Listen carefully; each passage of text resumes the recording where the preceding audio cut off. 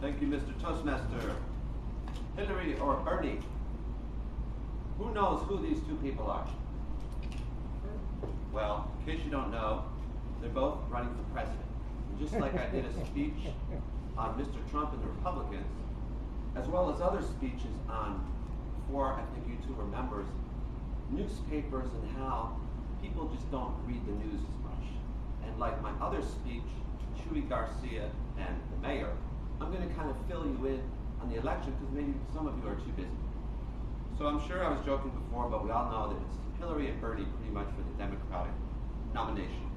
So I'm just going to give you a quick overview of both candidates. We know Hillary, she was a senator, she was the first lady back in the 90s.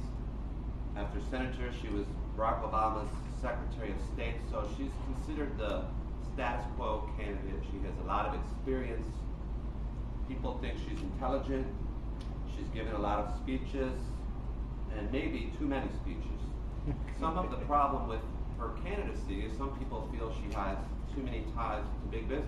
In the recent debate, Bernie recently brought up that she's gotten a couple $1 million in speaking fees from financial services firms. But nobody's perfect. People expect Hillary, if she's the president, to be strong on women's rights and hopefully support the middle class. She's come out with some new ideas to raise taxes on the wealthy, as well as maybe raise the minimum wage for working people. But still, even though some of these ideas might be considered progressive, she is considered the status quo candidate. Now, Bernie Sanders, who came out of nowhere, just like Chuy Garcia, it's gotten to the point where he's almost, in some states, neck and neck with Hillary. Not nationwide, but he's getting closer every day. Why do people like Bernie Sanders? Most people that I knew when he first jumped into the race had never heard of him before. Now, I follow politics a little bit, and I've been listening to him on the radio probably on and off for the last 15 years. He's always guest on talk shows. And Bernie Sanders, the one thing about him, he's highly intelligent, and he really, his main thing is issues for working people. So he's going to be strong on unions, and he always goes back to the same thing. How in this country, again, probably maybe before some of you were born, in the 60s and 70s, we really did have a strong middle class, where a good part of the people, maybe just the husband worked, they supported the whole family.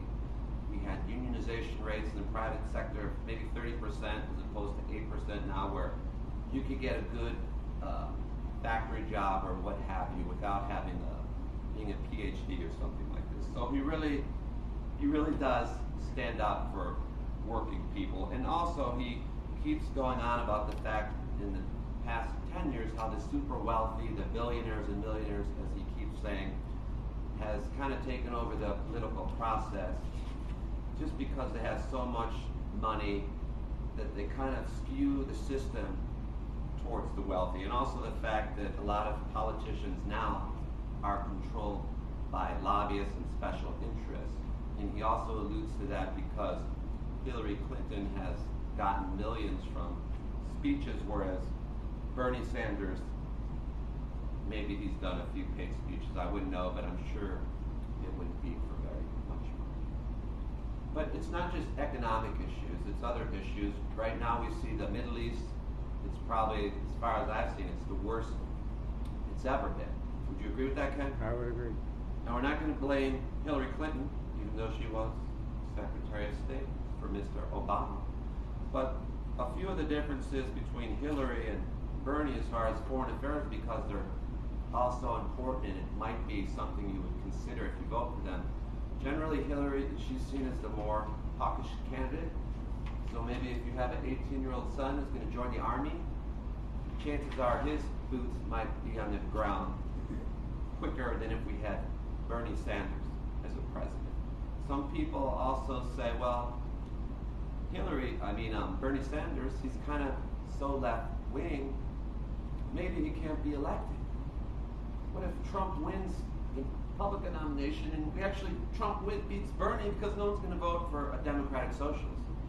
Bernie Sanders says he's a Democratic socialist. So those are some concerns of people that would maybe like to stick with the status quo. So these are your choices that were being offered. There's another candidate, Martin O'Malley, but he's only getting about 5%. So it's really going to come down to these two candidates. So you might want to think of it how it affects you, Tim. If you have a nice professional job, you're making a good salary, everything seems pretty smooth, you might say, hey, why rock the boat? Kyle, if you seem to be doing well in your profession, everything seems good, you might think the same thing. But Megan, you might have some children, and you may say, well, what about the economy?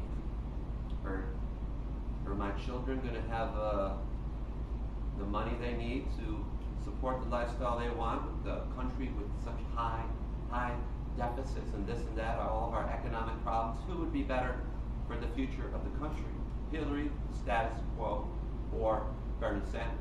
And just alluding to one more speech, although I'm going to vote for Bernie Sanders, he is by far not a perfect candidate. He recently stated when the Federal Reserve raised interest rates by 1/4 of a point, he said he didn't think that was a good idea because the economy wasn't ready for it. So what are we going to have with Bernie Sanders? We could have more debt, and we could see the country possibly do worse economically because he also wants to give more benefits to the poor and the middle class.